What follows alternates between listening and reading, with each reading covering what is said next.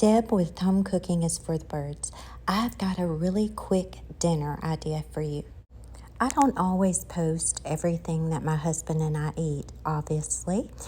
And when we're not eating these yummy foods that you see that I post, we're eating something really light. And here's one that we really like to eat quite often.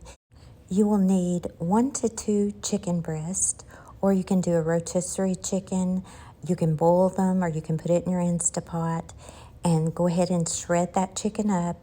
And then we are going to add just a little bit of this Adobe all-purpose seasoning. Just a little bit because it's salty. So I'm thinking maybe 1/4 teaspoon. And then this Tajin seasoning.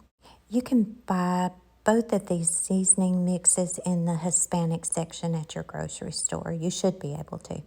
And this Tajin seasoning, you can be very generous with this.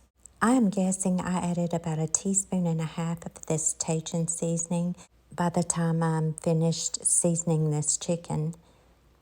And you're just going to mix that seasoning right into the chicken. And then we are going to set this aside, and you're going to need a baking sheet. Go ahead and oil your baking sheet, and you want to oil it very well. You want to be really generous with that oil.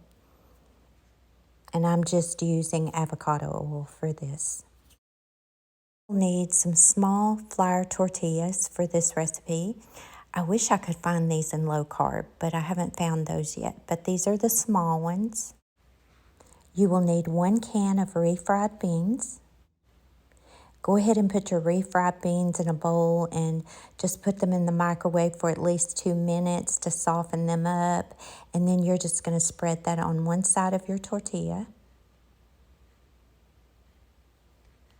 Then you'll put the chicken on top of that, just a handful, and a handful of shredded cheddar cheese. And that's it. That's how simple this is. Just fold it over. You may have to mash it.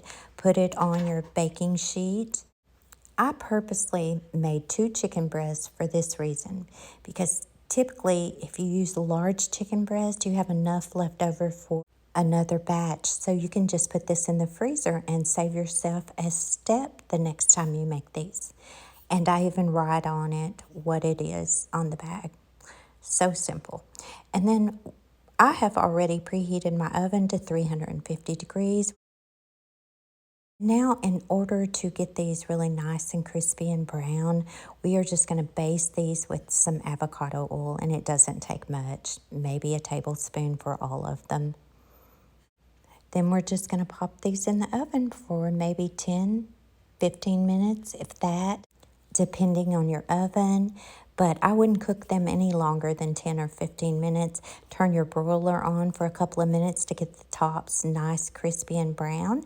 And voila, dinner is served. We like to dip these in salsa. You can even make homemade dip to dip these in. You can top these with sour cream, lettuce, whatever you would like. These are so quick and easy to make, and they are scrumptious.